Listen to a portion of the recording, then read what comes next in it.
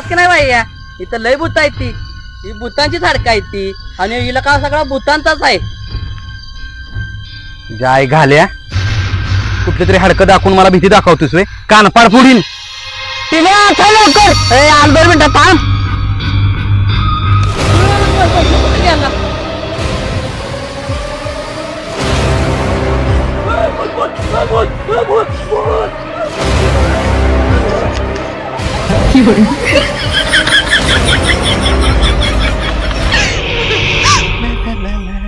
हा तिले बोल काय म्हणत होता.